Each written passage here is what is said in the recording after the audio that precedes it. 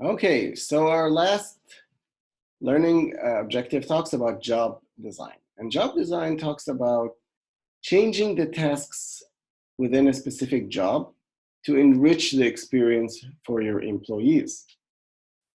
Changing what they do, tweaking a little bit to make sure that they're motivated to perform it.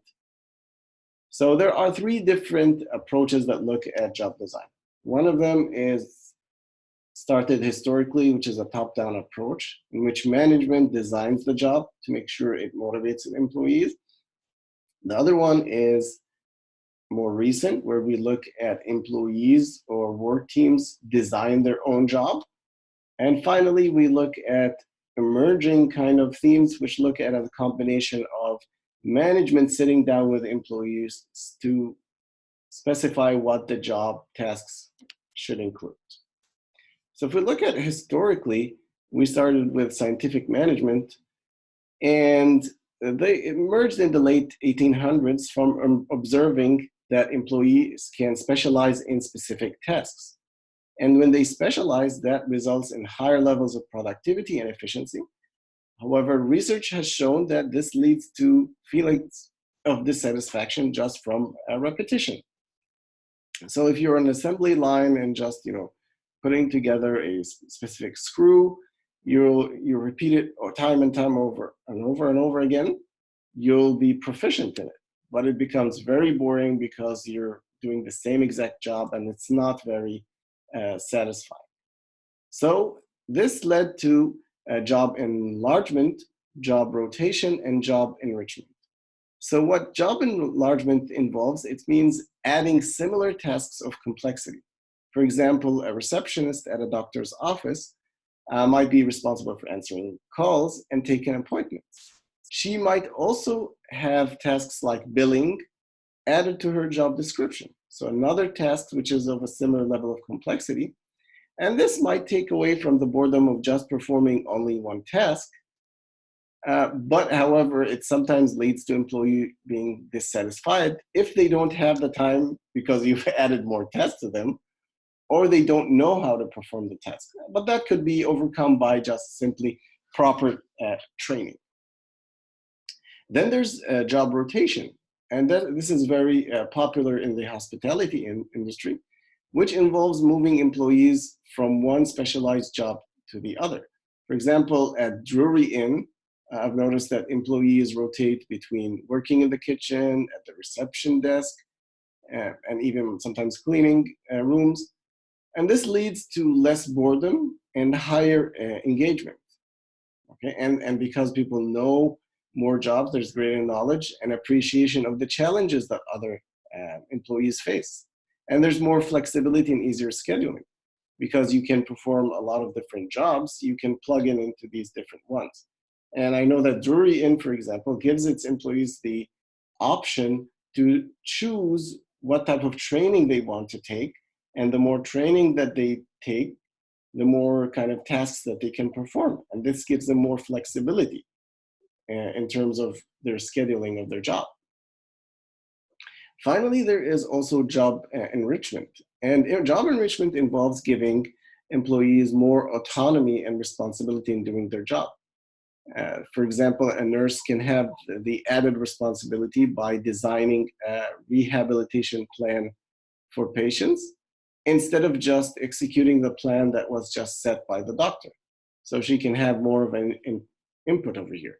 So when you give more responsibility, that leads to more, achievement, recognition, more stimulating work because now he or she can set the plan for, rehabilitation for the patients. Okay. So, however, there are different approaches. I mean, the other approach was the management setting or changing the job tasks to make sure that it has a higher level of, let's say, energizing effect on its employees. So highly motivating. However, there's a top-down, which is set by its employees. So the employees can change their jobs in terms of changing the task boundaries. by changing the number, scope, and let's say type of job tasks. This is similar to job enlargement and enrichment, but it's decided by the employees. Just like what I was talking about Drury in employees, if they have the scope to decide, okay, I want to perform, let's say, the kitchen, I want to be on the front desk, I want to maybe help with customer service, then this is job crafting. This is changing the task boundaries. Okay, what are the tasks that I'm going to do? Okay. The other thing is what we call a relational nature of the job. And this deals with the quality and the amount of interactions with others. Maybe a nurse would like to spend more time caring for her patients instead of just doing repetitive tasks. So that is what we call a changing the relational nature of the job. Or could the number three, there could be cognitive crafting. So changing your perception of the job and task, changing how you think of your job.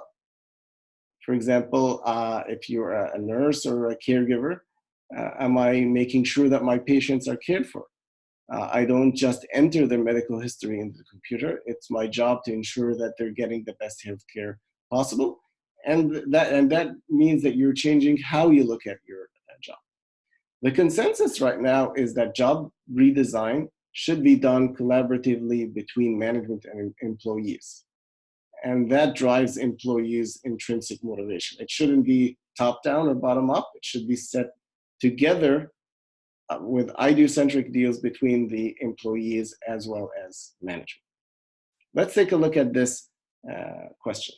Jorge would like to increase intrinsic motivation by giving his employees independence and discretion in certain aspects of their job. According to the job characteristics model, which core job dimension is he using? In this case, it is autonomy, but we didn't, answer this or go over this part of your book. So just to recap, we looked at a variety of different inputs, processes, and outcomes. So let's start with the outcomes. We looked at intrinsic and extrinsic motivation as outcomes. So does the motivation come within or from outside?